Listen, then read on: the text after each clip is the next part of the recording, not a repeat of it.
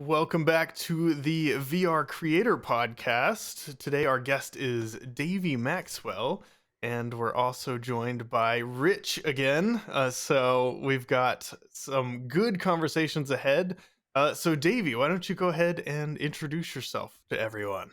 Yeah, so my name is Davy Maxwell. I'm a digital artist and also a business owner. I own a VR game development studio.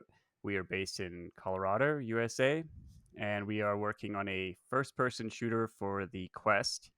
And we've been developing it for the past 2.5 years. We are currently working on the multiplayer uh, part of the game, which has proven to be a big challenge. But we are, Yep. We've all been there. yeah. I started working in VR in about 2017 when I was approached by a VR developer who was working on a public speaking trainer for the VR PC VR world. And he's still developing that. I still consult for him, and I'm helping him port it over to the Quest. And that's also been a bit of a nightmare for their team. And um, it seems like that's where the VR industry is in general. Is like we started up with this bang of PC VR, and now we're all backpedaling into mobile. So it's exciting, but it's a challenge. Everybody's like, wait, we need it to be more performant and work on these crappy devices. Absolutely. Yeah, I mean, it's great to see the VR world kind of transition to a more consumer friendly generation and era. But it does definitely come with huge challenges for developers. Yeah, everybody was like testing the limits of performance and how amazing can we get these games and how awesome can we get them, and everyone's tethered to a PC, and now all of a sudden, wait, 95% of the whole VR population has standalone devices. So now we Yeah. have to reorient and go that direction. That's definitely a challenge. Yeah, and a little bit about my past in VR. Kind of what got me excited about VR was actually the gaming element of it. Much less so than the the development side. While development is really cool and being able to see your work in a 3D world is unlike anything I ever imagined. The gaming side of it actually got me excited about the technology. I was just getting into it, got a headset, a Rift, and started playing Echo Arena, and realized really quickly that a lot of my sport background, like playing soccer and ultimate frisbee, kind of transitioned directly into that game. And it was like the most sports like thing I'd ever played in a digital sense. And that I found a team that were pretty high ranked at the time. We were ranked number 3 in North America, Wow. and we continued to stay at that position all the way up until Oculus Connect 4, which is an event that was held out in San Jose, California. And the ESL flew us all out there. That's actually what this sweater is that I'm Oh, wearing. nice. So we got some swag, we got some sponsors, and yeah, it was an absolute blast to meet all of these people I'd been playing with for months. To actually go to a tournament and see, meet them in person was absolutely a dream come true. I got to see Mark Zuckerberg speak about getting 1 billion people into VR, and while that's a journey, I think the whole VR world is still on. It's exciting to be a part of it. Do you That's still play? awesome. I do not play Echo Arena or Echo uh, VR at all. I do miss it a lot, but the skill cap is a lot higher than when I was there. The players are a lot better. They're a lot younger, a lot more agile. My chiropractor has advised me against playing it quite quite the same level as I was. So I play Golf Plus now with my brother. Oh, there you go. Yeah, But it's good. I'm intrigued because I tried it once and I was like I was brilliant instantly. And then I came back to it a week later and I was terrible. Like, I don't understand what happened in that week. But how regularly did you play? I find it I find it amazing that people are seriously getting into anti gravity frisbee. At the time in 2017, I was playing about 25 hours a week. So considerable for somebody who was trying to, maintain a a healthy work lifestyle. I definitely did notice the hours that I was putting in as an artist and consultant started to tank. But the couple $100 I would make on a weekend playing pro VR was worth it. Oh right. And Yeah. how was that money generated? In order to pay onto you, because people were Yeah. spectating presumably and paying to Yeah, spectate. not at that time. It was entirely done held by the ESL. They were the ones that were putting on the tournaments and putting up the prize money, and ultimately the people that paid for us all to fly out to OC4. Yeah. Cool. Interesting. That's cool. So you think frisbee help? Because I actually play frisbee still, like as a hobby. I'll go out and throw the disc around with some friends. And so you're like, oh yeah, that directly translated over into VR. It's like that similar. Oh, absolutely. Yeah. It was interesting meeting the game developers at the conference and hearing their stories of how like they try to help with like, curving the frisbee toward players, aim assist kind of, things that they would add into the game. And very quickly they learned that the players were getting way better than they ever thought. Because initially they were like, oh, passing in zero gravity from player to player is not going to be possible. And within a couple of months, people were passing. Some people would play upside down. Actually, Oh the yeah. the lead developer of what's it called, Gorilla Tag, a Lemming, he used to play inverted, and he was on the number one Echo Arena team, and that's kind of where Gorilla Tag came from. Was What he do you would mean? keep the disco? He hung himself from the ceiling? Yeah, yeah, he played inverted the entire game, and his team played the other way. And what that allowed them to do was Oh, basically No, they no, on had the joystick he flipped himself over. He didn't yeah, he like flipped himself actually upside play down. like upside down on a chair the whole time. Yeah. that's And so what I love about virtual reality is we have to invent a whole new kind of language, right? Because okay, I'm not up to date on exactly the parlance in that world, but like the difference between what is your posture in reality and what is your posture in virtual reality, we don't have shorthands for it yet. Give it 10 years, 20 years, language will have adapted, because at least the English language is there to be super adaptive, and so long as the person understands clearly what you're saying, you can make up completely novel sentences. So all I'm doing here is disguising my ignorance and stupidity, but I do find it fascinating. Okay, so in the game, your colleague was inverted, that's but correct. Yeah. but not in real life. No. Okay, I got it. Carry on. I'm with you now. Yeah. So he would play inverted on the ceiling, but the ceiling for him was the floor. And what that allowed him to do was scramble around really fast, because it's easier to play with your arms down Ah. here, kind of like Gorilla Tag, which is where that kind of came from. And Mm. he'd play keep away on the ceiling, and we'd all be trying to like do this to try and get him. And yeah, their strategies were second to none. I mean, they won the first tournament pretty comfortably, and yeah, they've gone on to make Gorilla Tag. There's the virtual reality major league is being hosted by Palador, who was on that team as well. And iShiny was the other guy on their team. He's a pro gamer, I think, still, but he's over in the 2D world, which is a sad day because he was a really great VR Hmm. player. Interesting. Yeah, so Like VR gaming is getting more and more popular. Like, have you been following Veil? I have been a little bit, mostly just to keep an eye on like where the community is and what gameplay strategies are. Kind of how they're evolving for the first person shooter in VR. But I haven't played it myself. Um, it's Yeah, it's one of those things that like I keep up with these games, but as a developer, I spend 99% of my time just working on my own game or on I understand that. yeah. That's why all these new games are coming out, and I'm like, oh, I feel like I should be playing more games. I think me and Rich talked about this the other day. I was like, I feel like I should be playing more games just to kind of see how other developers are like adding in interactions and like what other cool stuff is being done. But then like, I also need to like work on my own stuff. Yeah. Yeah, absolutely. That's definitely something I wasn't expecting getting into the development side of virtual reality, was how little I'd be actually playing. So typically now when I'm done for the day, I've been in and out of a headset working on levels or characters or whatever. I'll just sit down and play a 2D game. So Yeah.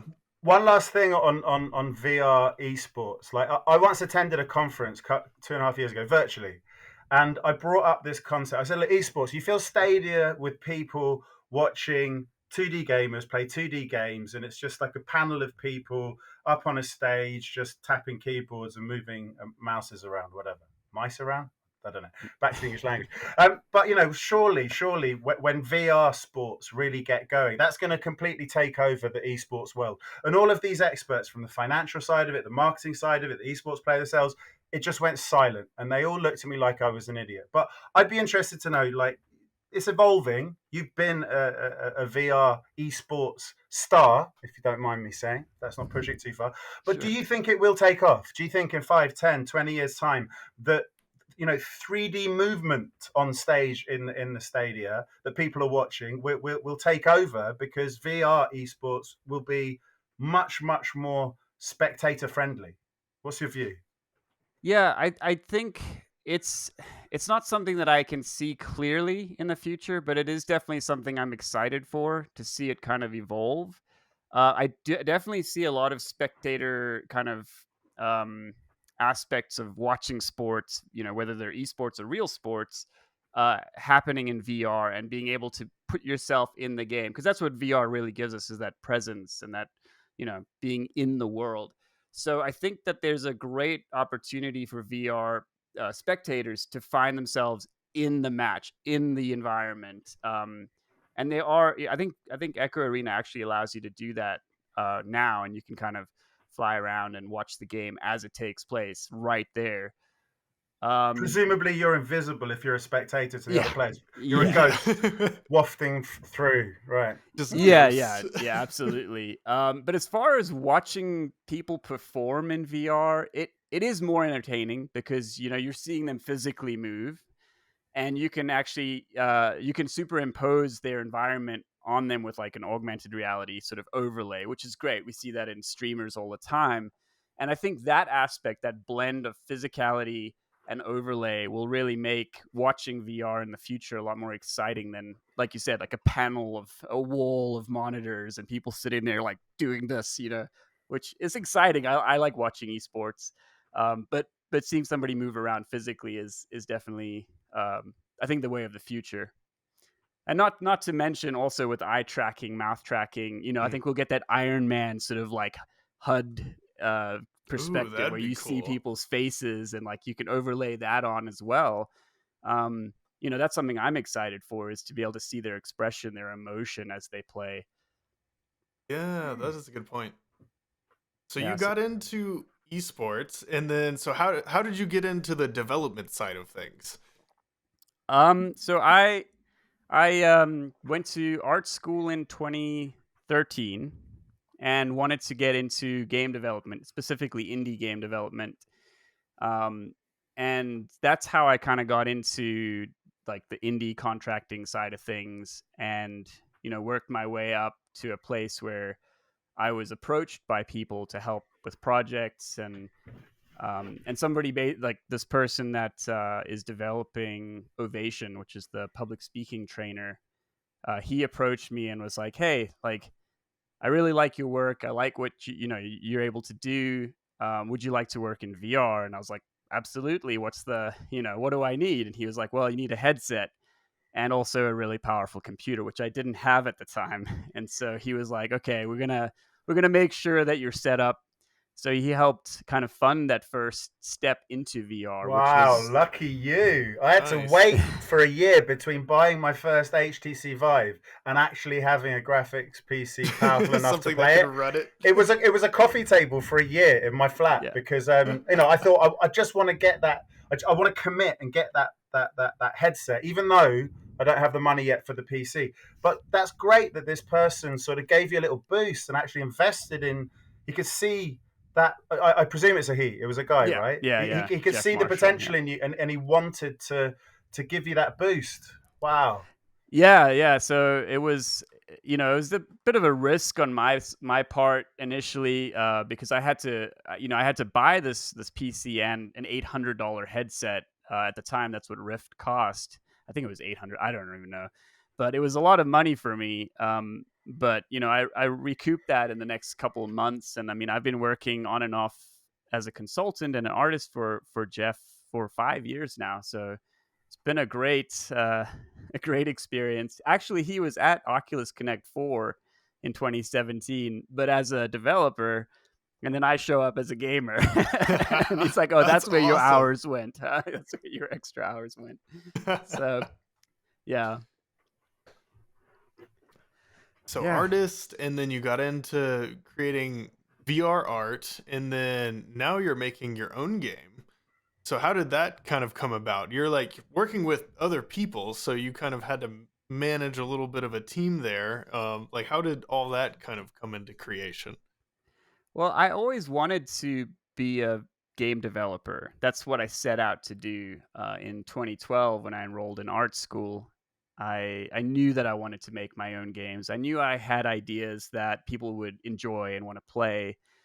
And so I kind of had to learn the skills of like how to become a game artist, how to make, low poly assets for mobile, devices, how to make assets for VR and then make assets for mobile VR. And this transition, this journey has taken me about 10 years to get to a place where I feel like I'm more or less like an expert in my field now, that I can fully, you know, produce the art for a game in my space, which is VR, mobile VR.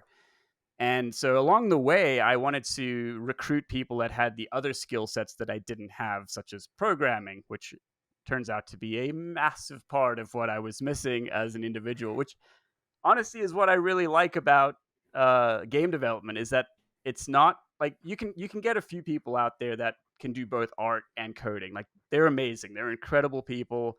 They have both sides of their brain working at 100%. Cool, that's great. But for the rest of us, like, we need that partnership. We need that like balance. That's kind of where my company name came from, Engine Organic. It's like you have the organic art life side of things, and then you have the engine technology side of things. And I knew that I needed that balance, that kind of secondary component. And so I found two people at a company that I was working for, and we started making like a silly little unicorn game. And it turned out it was a great relationship, and eventually we just branched off and went on our own to develop hacks. And hacks came out of this, workplace conversations, like, like what kind of ideas can we do to improve VR to make it more approachable for gamers, get rid of the complexity, make it simple. And so we got really excited about, this idea of a first person shooter that was like really fast and really simple. And we basically been working on that ever since. Nice.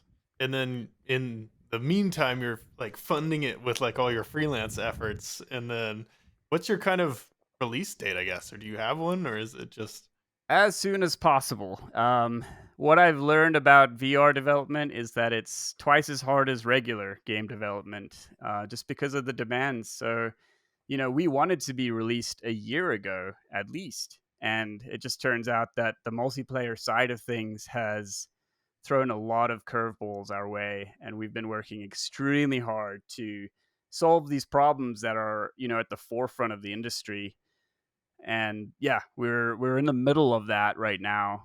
And our we're probably about a week away now, finally, from mm, testing multiplayer, which I've been hoping for that for so long. I have a cigar waiting for the day that I'm like done with our first like official VR multiplayer testing of our game. I'm just, smoke a cigar at the end of that, because it's been a long time coming. And yeah, I would just definitely say, like, to anybody that's getting into VR game development, like, budget twice as much time as you should budget, which is twice as much time as you should budget. Like, it's really taken so, us.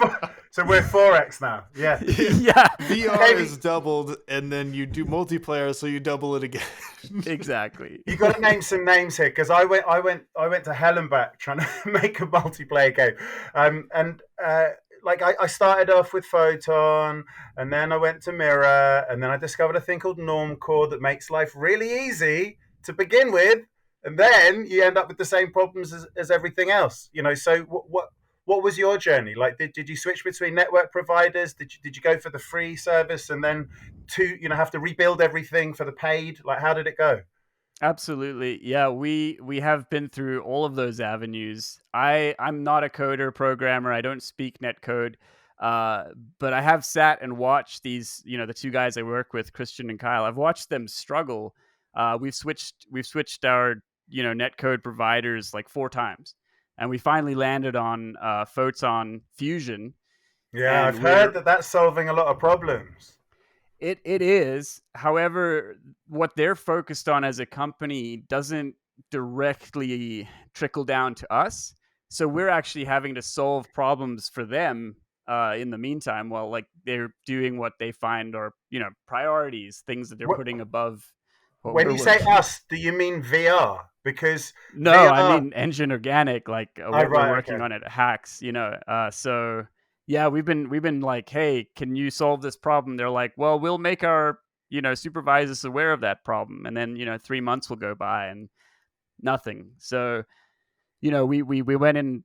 We subscribed to their inner circle, and got a little bit more back and forth dialogue. But the uniqueness of VR's problems has really made you know this development process really difficult. And yeah, we've banging our heads against the wall for months now, for probably like 9 months straight on like one problem, and like we are Because this I don't know, close. I don't know if you had problems anything like my ones, but like everything seemed to work just fine. And then like once I put more than two or three people in, suddenly the fourth person is seeing a different version of the world to everyone else, and then it's like, oh well, that's because you're giving someone the direction of the bullet, and you're giving it the velocity of the bullet, and then all the different headsets are running their own different calculations. And so it took me months to realize the problem wasn't that I needed a sync model or whatever, but one of the headsets was just interpreting the maths differently, and it was missing the target, and all of the others were hitting the target, and then each of the individual headsets was kind of updating faithfully to what happened in their version of the game, and then the scores start getting out of sync. Was it things like that? Were things getting out of sync horribly? So yes, there were some similar problems at first, but we've from the get-go decided, because we want our game to be an esport, we've decided to go for server authoritative networking. So we're Mm-hmm. essentially running a server on one of the headsets, the host headset. Mm-hmm, And mm-hmm. so the server is running the game, which is why our development has also taken really long, is because we're basically running our game on a server, and then everybody gets information from the server. So we don't have that particular issue because we've gone for server Mm-hmm, authoritative. mm-hmm. Yeah, But wise. getting a server to run stuff on a mobile headset has also been a big challenge. Mm.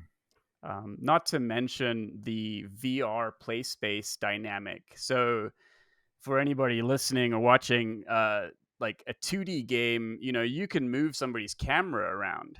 That's no problem. Like, if you need to bump it here or there, it's not going to make them motion sick. But in VR, if you move somebody's camera, if the server check comes back and you're like, hey, we need to move you over here a little bit, that little movement can make somebody motion sick, because you've all of a sudden taken their perspective and shifted it to the right or to the Mm, left. mm. And then there's the issue of people physically moving in their play space, and then the character having to follow, and the server having to anticipate that, and it's extremely complex. Yeah, there's so many different like tracking things you have to have in VR that you don't have to have in a 2D. Like a 2D game is just like, where are you?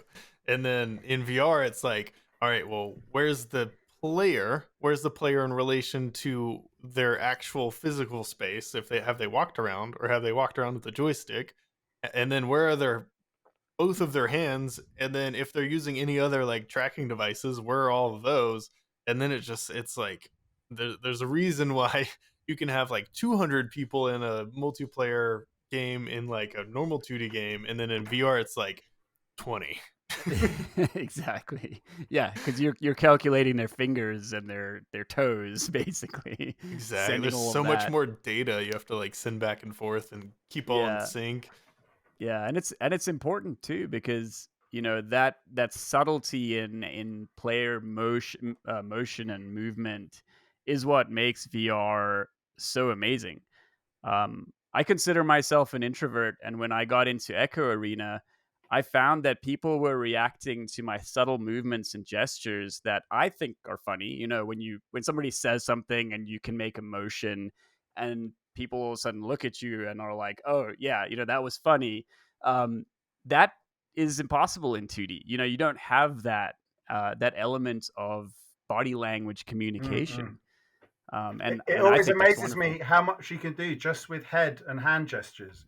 Like in the multiplayer thing I made, it was just the bog standard norm core spherical head with a mouth going blah blah blah and just hands, and Yeah. yet put a bunch of people in it, particularly if they already know each other, you can tell because I was just encouraging corporates to kind of like have meetings instead of always flying to be in a room with each other, be in a room with each other every day, just jump into a headset for half an hour. And because I didn't have the wherewithal to put in a more sophisticated avatar, I made this complex argument on the basis of neuroscience that they don't need it, but actually they could recognize who each other were from like 50 meters away before they'd actually joined up because of the relative height differences or because just the way they held their body. I think it's phenomenal how much social information you can convey just through head and hands. And obviously, in the game you were playing, you had arms connecting via shoulders and necks, the heads to the hands. But just on such slight information, you can convey so much emotion and nuance and feeling.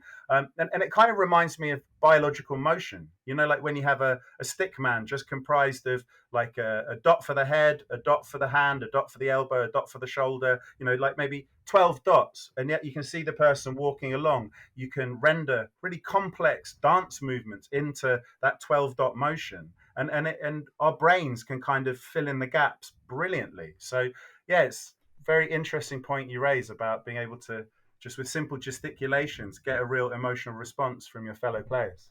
Yeah, like in Echo VR, like the in Echo Arena in the lobby, like all the robots look the same, all the avatars like look almost identical except for like maybe a different number or like color or something, but like I've spent hours just hanging out in the lobby of Echo Arena because it's fun to just kind of hang out with someone and you feel like you're literally like floating right next to someone. And as opposed to like even on this like call, we're like still separated by, the screen. Yeah. Whereas in VR, you're like literally there right next to the person and it feels like you're like present. Like right now, I feel cognitively engaged with you, but there's no presence. I absolutely do not feel like I'm in the same space as you. I can feel the ocean between us. Yeah, absolutely. One interesting side of the kind of presence and bridging that gap into human expression is the uncanny valley. That's something that the closer you get to true human expression and imagery, the closer you get to that valley. And actually, that was one of the things that the Echo VR development team addressed. Was early on they had these robots and they were beautiful models, but when they would get up really close, they were like, "There's something uncanny about this," and they realized it was the eyes. The eyes didn't move or change at all, and they added just a really subtle like twitch in the eyes, a refocus, and all of a sudden that problem dissolved. And when you're in Mm. there, you don't notice it, but things Yeah. like that make a huge difference in VR. The uncanny valley is a fascinating subject matter. I first encountered it 5 years ago when Red Bull TV invited me to come out for a show that it was never aired. It was going to be called Ingenious Bastards, and we went to interview loads of people. We were finding the best robots in the world. So I flew out to Japan, met this guy called Professor Ishiguro, and he's made the world's most uh, lifelike humanoid robot. And it was really disarming to be with this young woman. She was like 26 years old, modeled on either his daughter or maybe one of his students. But he spoke a lot about the uncanny valley and that thing where you meet a robot that looks very very similar to a human, but it's completely stock still. it's eerie because the only things that look just like humans but are completely stock still, no breathing, no sort of jerks of the head or shoulders or whatever, it's corpses. And so that's why it's uncanny, because it Mm. seems unanimated. And it was Mm. fascinating how they had to program into these robots who were too realistic looking to be comfortable to spend time around. They had to program in that slight sort of just, our muscles twitch, Yeah. our neurons send messages by accident instead of only when required to by brains or spinal circuits or whatever. But they had to program that into these robots. And then other things like sort of eye movement, that they had to use not just the visual, like using cameras in the room to work out where you are, but also an array of microphones, so that she could orient her head and her eyes in a natural way to just track you as you moved around the room. And so but once they nailed those two things, put in a little bit of random movement that was human like, and then got the eye tracking much more sort of naturalistic, all of that uncanny valley went away, and you actually felt weirdly like you were properly having a conversation with a real human. And so they actually managed to crack uncanny valley. Now, I don't think I think VR is so far away from doing that, and I think it's laughable that Meta have worked really, really hard on it. Trying to get their avatars super realistic, but actually, the closer they get to it, the more they're slamming right into uncanny It's valley. weird. Yeah, Yeah. Yeah. Yeah, no, it's Uh, a very uncomfortable place to be, and with VR's already disposition to the uncomfortable, adding the uncanny valley in there is, I don't think it's a wise choice. I would steer clear. I always tell people go for stylized at this point in the yeah, game. me too. I agree. Stylized. I mean, unless you're trying to make a simulated conversation, or that's literally all that's on screen, and you can afford to spend the art budget on realism, I would steer clear. I've developed over 30 characters for Ovation. I've done over 500 animations Wow. for them, and like it's a massive challenge to try and go for realism. We've we're even on the I would say the stylized side of realism with Ovation, especially going into the Quest port. It's yeah, it's a very dangerous place to be, is towing that line of like realism. And And do you know yeah. why? It's because humans, it doesn't matter whether you have absolutely no qualifications whatsoever and you were the worst at school, or whether you were the brainiest person, you went on and got all the degrees that a university could possibly offer you. Every single human is adult human, let's say, is an expert in what a human body should do in any given moment. We've all been exposed to so many humans. Our brains have crunched that data. We know what is to be expected and what isn't. To think that we'll be able to recreate that in a convincing way to all these, in the sort of estimation of humans, which we are experts in how other humans behave, because we're genetically sort of evolved to be brilliant at understanding body language, vocal nuance of emotion, prosody, all these things. So to try and sort of mimic it in an artificial way. I mean, never say never. It'll happen one day. But whilst we're in this sort of in this zone of VR, where I do agree with the people who say virtual reality is where cinema was back when it was black and white movies with a train coming towards the screen and everyone scattering out of their seats. We are where cinema was 100 years ago. All of the rules about the do's and don'ts of VR creation, they have yet to be written. We've only just got started, and I think it's far too early to be tackling something like making people fooled into thinking they're actually in the midst of actual humans when it's an NPC. I've yeah, never met like an NPC that's convincing. yeah, just that hyper realism is a little too much right now. Like I've always said that like humans are pretty easy to trick. And but like with other humans, that's like the kind of the line where it's That's the like caveat, it's right? yeah, the caveat is other like NPCs are trying to get a realistic human to work. But it's pretty easy to like, even if you have like David was saying, the stylistic type NPCs or avatars that you interact with, your brain just kind of automatically like goes into like, oh, Yeah, this is another person that I'm engaging yeah. with, and doesn't really like see, as long as it's like far enough away from the uncanny valley that it doesn't like raise a red flag, your brain just is like, oh, this is just another like person that I'm talking with. Yeah, and one of the cool things about where VR is going is that avatars are now reflecting human emotion. So, and that we do react to and respond to very well. Having an NPC or an AI generate human emotion, we can see that a mile away. Like when you get a phone call from an AI or whatever, like, or you're on the phone and you're trying to like get customer support, and they're like, "Hi, my name's Sally," and you're like, "No, you're not Sally. You're a robot. Go away." Exactly. But with VR avatars and facial tracking, like we're this close. I mean, Quest Pro Yeah, just came out, and like that's going to be a whole new evolution in VR with regards to how we interact in VR, and I'm I'm really really excited about excited that. about it. Yeah. Yeah, that's gonna be amazing. although I've heard a few people complain that it hurts their head. Certainly, I've only ever tried it for like 45 minutes. One turned up at work. I saw someone playing with it in the boardroom. I was like, "Can I have a go? Can I have a go?"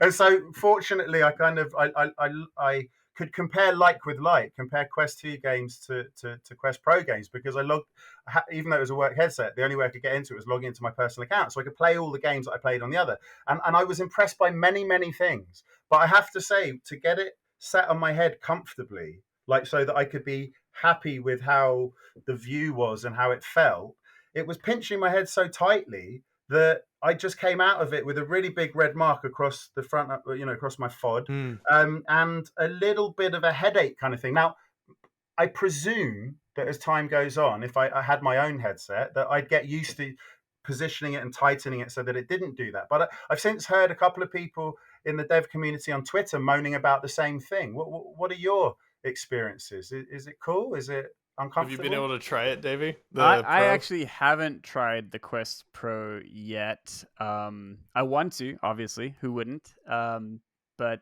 I think the Quest Pro, where it's at, what it is. I think it is really like a dev kit at this point. It's like they're saying, "Hey, we've got this technology. We want people to develop for it." There's a few people out there that will want to use it in whatever applications that support it, but I think for the most part, I think it's kind of like a glorified dev kit at this point. They're showing off, they're showing what they Interesting. what they're developing. That's my perspective.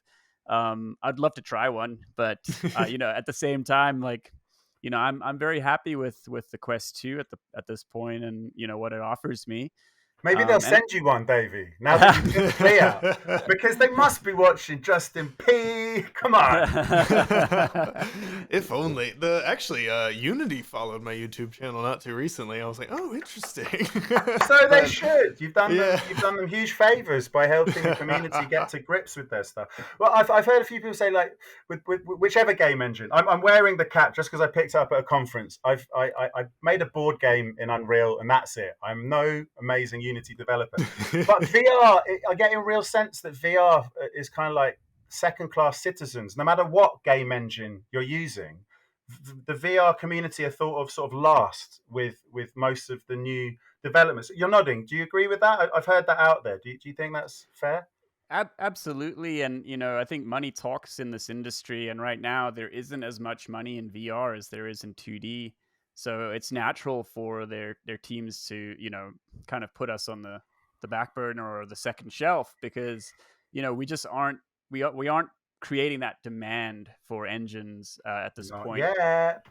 But it's coming, and honestly, like, I tell people this all the time, like, I'm actually quite happy where VR is at this point in time. I thought we would be further along. I thought we would have like the a billion people in VR pretty soon. But as an indie developer, I'm kind of glad that things are moving slower than I initially thought they would.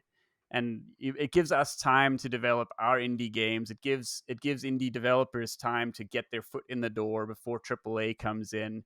I thought AAA would be here by now, but the market is not there. So they're not even they're not looking at it as a viable Medal of place. Honor tried it and they just completely failed because they just ported like a normal like game. They don't really understand like the whole mechanics of VR.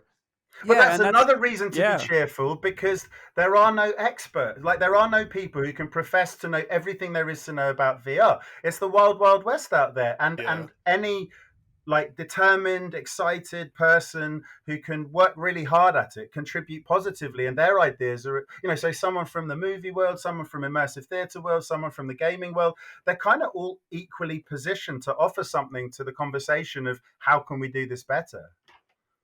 And there's only Yeah, like absolutely. 400 games on like the Meta Store right now. There's like very, very small amount. And like I think the Meta Store has grossed like $1.5 billion or something like that.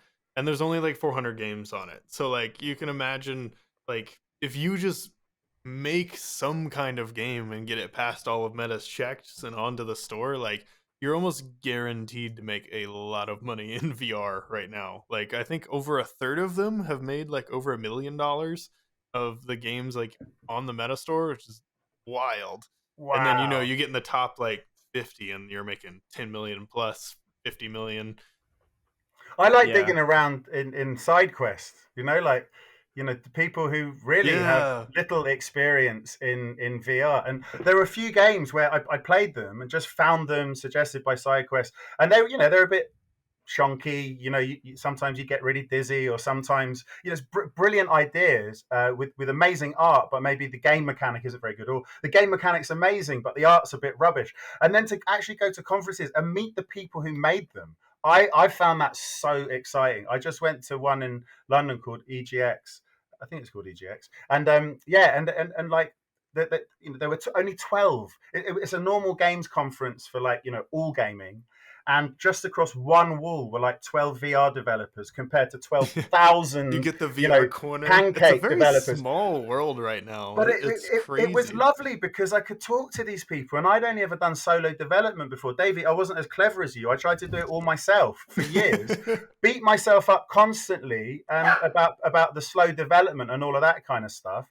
And then I meet these people, and they're like, "Oh, we're a team of 5, and we've been working on it for 2.5 years." I'm like, wow. So I was beating myself up, and I was, I don't have all the skills, but I was trying my best. Thanks to Justin and various other people contributing positivity to YouTube, I was managing to find my way. But it was so exciting. These people, they had time to talk to someone like me. Like, I must have chatted to some of them for 45 minutes, and they didn't shoo me away. They were excited that I was excited about their game. It's a wonderful world out there. Yeah, as my dog goes and barks at a mailman or something. Um, yeah, no, it is great to see just to see the indie community that's developed around VR.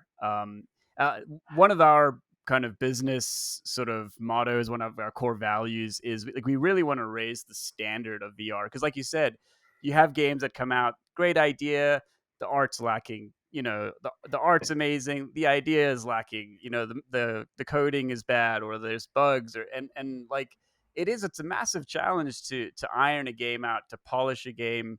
And I think VR is definitely suffering because of that a little bit, because people come in, they're like, oh, this is such a cool idea, and then they get in there and it doesn't meet their expectations, or they see 400 games on the Quest store, but only a handful of them are really what they were hoping for. And And there's also that thing where people coming from who love 2D games, and they're used to having like amazing graphical resolution because the director decides what direction you're pointing. No, that's not true. But, like, they have very high standards for ultra high definition, which you just can't have in most headsets. It's just not feasible as yet. And I Hmm. think it's such a shame where that puts them off and they give up on it, because if you just accept the more simplistic aesthetic, there's so much to be had in some of these games. yeah, and that's another thing that we're trying to focus on with our game, is making it a game first, because we don't have the powerful PC or the graphics card. We're not pushing Xbox graphics or PlayStation 5 or whatever. And so I think that's really the message to developers at this point in VR is make a game, like make it fun first, because people will overlook the poor quality of the graphics or the rendering limitations of the headset. So if you can make a game fun, they'll be more forgiving. I'm curious to hear what, if any, specific, like, for VR kind of design things that you've like put into your game that are like, okay, well, this is like, you know, good for VR, but maybe not necessarily I would put into like a 2D game, or have any of those like kind of crossed your mind? Yeah, there are a few things that I've kind of worked on to make our games a little bit more comfortable. I think the biggest thing for VR art development is really getting in the headset and looking at it. You know, I can't stress that enough. Like in 2D, obviously you're developing it on a screen, so what you see is what you get. In VR, that is not the case. You know, and then there's another step where you port it to like, or you put it on the mobile headset through an APK. You're rendering it on an Android device. Like that changes things that you didn't expect. There's little So just to subtleties. clarify, you're talking about like playing it in the editor compared to actually making a build and stick it on the headset. Yeah, it changes. Things change. It does look a little different, which is Yeah, interesting. yeah, your shaders might not, perform the same way that you had them working on your PC, and those kind of things you can only see when you build. And again, that's one of the reasons why development takes so much longer, is because you make something nice on your editor, and then you put out a build, and you're like, wait a second, this transparent texture is like really jerky, and it's like lagging, and it Mm. doesn't look smooth, and it's making me uncomfortable. So now you got to go back and try and smooth it out or get rid of it entirely. Like, Is that what um, you spend a lot of your time doing, building shaders so that it does pop when you're in a build? I feel like at this point I've developed all the shaders I need for our game, Oh. so I've already been through that process. It's about a year of look dev. We went through all of the different hoops of like what we can get away with. We stress tested the Quest 1, tremendously, and then Quest 2 came out, and we were like, oh, we got some more breathing room, but we're going to stick with those parameters, because like our goal is to hit 120 frames per second on a first person shooter, with Wow. up to like 10, 12 players on screen at once. So like we've put that bar up really high for ourselves, because we want to elevate the whole VR world, with our game. Like, I know that's a big boast, but like that's what our goal is. Like, we're No, really no, trying hard. but the numbers you just quoted for mobile VR, that's phenomenal. You're really going for 120 frames per second. If we can hit that, yes, yeah, That's just That's spectacular, impressive. man. Like, yeah. Godspeed to you, sir. We'll settle for 90, but we're going for 120. No, And great, you're like great. super sampling your game, right? If I remember right. Yeah, and we're rendering it at 2x. So like, yeah, we've really put the pedal to the metal and trying to make this thing, yeah, as amazing as it can be, because we care so much about this industry, and we care a lot about our game too. Good on you, man. When can I play it? The demo is out now on Sidequest and on App Lab, so Yes. So you can go. I can play it like literally right now. I can just Yeah, click leave and play. you can do that. I don't advise leaving. No, just kidding. Well, I've Yeah, got you better can. things to do. So Play on your App, game. Play your game. I mean, sorry. Carry on. Carry on. yeah. So on App Lab, you have to search obviously under the App Lab store, part of the store, and it's Hacks Demo. How And do the you spell reason hacks? H A HACKS? X Oh, H A HAX. X. Yeah. Okay, cool. I'm So playing it's dumb for the sake of our listeners. perfect. Yeah. And then on SideQuest, you can search just hacks, and it'll come up. So currently That's we're the way we sitting like at it. yeah, currently we're sitting at about 150,000 downloads on each platform. So on SideQuest we have around 150, 160,000, and then on the same on App Lab. So Nice. I'm yeah. downloading it. I hope it doesn't ruin my Wi-Fi speed, but I'm downloading it. Have you had Yeah. any So, challenges getting into like the App Lab store and any of that kind of stuff? we did have a little bit of a challenge with App Lab at one point. I honestly forget what the problem was, but it was one of those like it had nothing to do with our game. Like absolutely nothing to do with our game, the performance of our game, what our game content was, nothing like that. It was just simply like, when you load the game, there was some check that wasn't Hmm. completed. And it was like that took 3 weeks to get that one check, and it was like, we try to contact them. And at this point, they had like 2 people on their App Lab store. They were so understaffed. It was a joke, but fortunately, they've resolved that, and they're doing a much better job. Nice. But yeah, that was the biggest problem, was just like meeting their checks, and then like the lack of support. Hmm. Um, but fortunately, that's not the case anymore. So And then are you planning on getting it all the way to like the meta store and everything? yeah, so our goal is to basically have it for sale on the Meta Store as soon as we can. We'll release it as a discounted alpha release while we still work on the beta. We have a few goals to reach for beta. And then the price will go up, and then we'll go to production probably a year after that if we can. So Okay. there'll be a few iterations of pre-release, which I feel is quite common these days for games. Yeah. I Yeah, think beta testing is important. yeah. You iron out all the bugs a little bit. What's the general, so someone who's just like does has no idea what hacks is, what's kind of your general like game like pitch? Hacks blurs the line between digital and physical warfare. Battle sentient intelligent robots with digital weaponry in this fast-paced early access VR shooter. Wow, sounds cool. Sorry, that's the first couple of sentences on the blurb. But Davey, in your own words.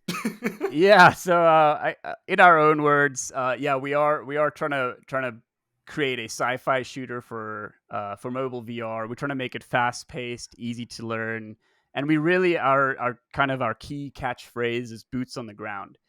With all of the advanced locomotion mechanics out there in VR, we were like, hey, there's 30 years of first-person shooters that we can build upon. We're going to take all of that knowledge and try and shove it into one game that people can pick up, be familiar with, and play to their heart's content. So that's kind of our stick, is that we're trying to keep it simple, approachable, and easy to learn and fun. Nice. Yeah. And this is your studio's first game that you're releasing, right? Second game. Yeah. Second game. So the first game was a Flappy Bird clone that we were making on our weekends and free time. In Uh, VR? yeah, VR game. Oh. It's not on any of the newer devices. It's on the Go store. So Oculus Go. If that's, I don't even think the store is supported Oh, anymore. probably not. And then it's also on Rift. So it's called Sweet Tooth, and it's a unicorn, farting unicorn collecting candy Flappy Bird clone. We used to avoid saying Flappy Bird because we didn't want to like get any of the negative connotations of that, but it is.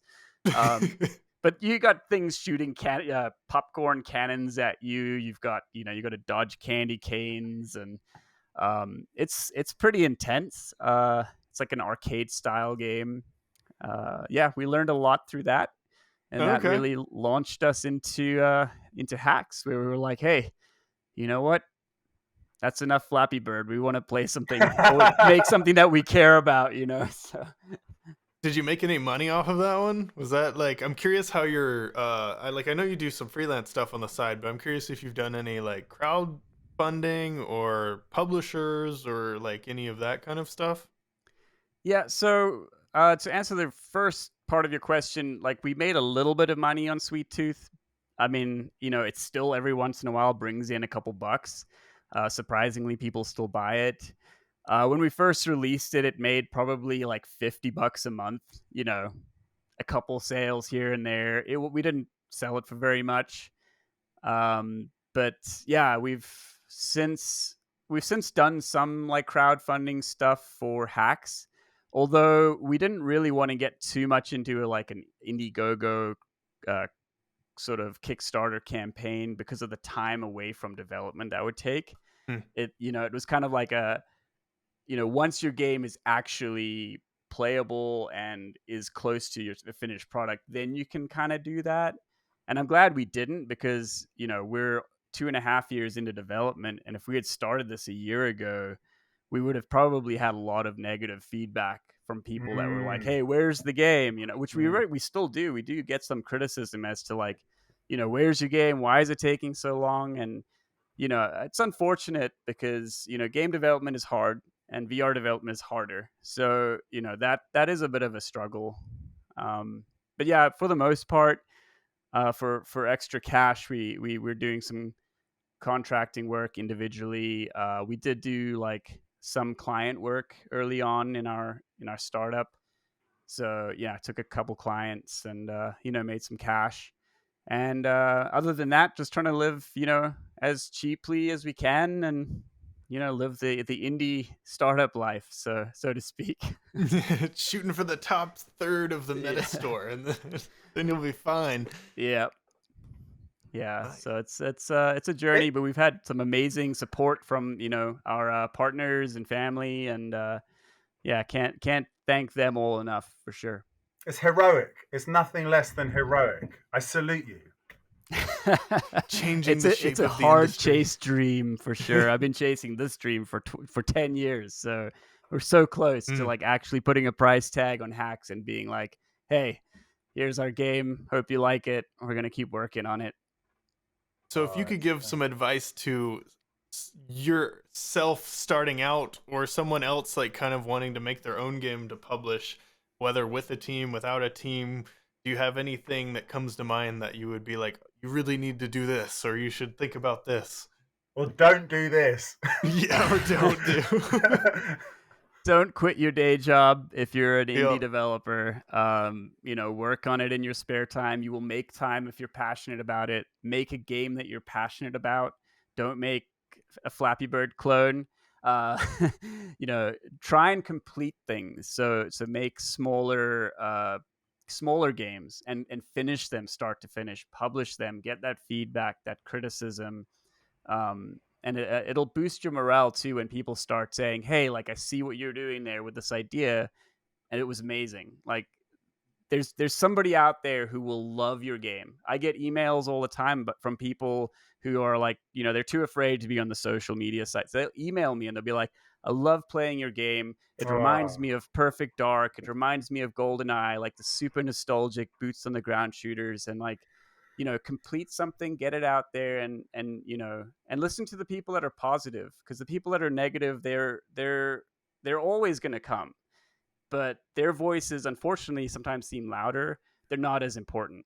And also, Keep almost listening. always, they're not doing anything themselves. Oh yeah, no. They're great judges of other people, but because they've never done it themselves, they don't know how hard it is. So, for that reason alone, if you're getting criticism, you just got to ignore it because they're all idiots. Yeah. And there is definitely criticism to listen to, and it usually is easily seen like as like somebody trying to help you, and reading those important emails or those posts on like, these are the things I'm looking for, these are the things I struggled with, like processing that stuff is super important. It's super valuable because, if that person is within your demographic of player, your target audience, like that's the voice you need to listen to. So that's a big part of it. But yeah, the negativity is always going to come, But no, unfortunately. you are absolutely right. Of course, you should never discount constructive criticism. I was simply alluding to just the hate, Verbal the kind abuse. of like, just that they send a couple of sentences or paragraphs just basically ripping you to shreds, saying you waste your time, whatever. But anyone can tell from the way it's constructed whether they're trying to offer Yeah. constructive feedback or just being idiots. So that's really good advice, and I'm so I'm so pleased that you've stuck at it. Like, what do you do when you have a bad day to keep yourself wanting to fight? I definitely rely on my partner. It doesn't. It helps that she's a therapist, but Oh, there you go. Nice. Marry she a always, therapist. yeah. She really encourages me. I share the struggles I go with the people that are close to me. And then I also reread emails from people that are encouraging and like they Yeah. really are supportive. So yeah, focusing as hard as you can on the positives, I think is huge, because yeah, the negatives, they hurt. They really do. Yeah. I have found that if you reply to negative comments, usually they realize that they're talking to a person instead of like afterwards, and Ooh. and they're like, usually like 9 out of 10 times they'll come back and like almost like apologize for like a negative comment or something that like harsh comes in, or the block button is very accessible. No, but I often think that for even comments on emails or whatever aside, just playing football. I call it football. You call it soccer. It's the World Cup. The World Cup calls it football. So today, let's call it football. But like just playing five-a-side football with these guys I've been playing with for years and years. Sometimes that one of them will just like go off on the other one and really sort of start like, it doesn't necessarily come to fisticuffs, but a real standoff, really sort of shouting in each other's faces. And when other people go, "Oh my God, what's going on?" I'm like, look, they've had a bad day. Their boss has shouted at them. Someone at work's bullying them. They've had a row with their partner. It's not about you. It's not about, this isn't that person's normal.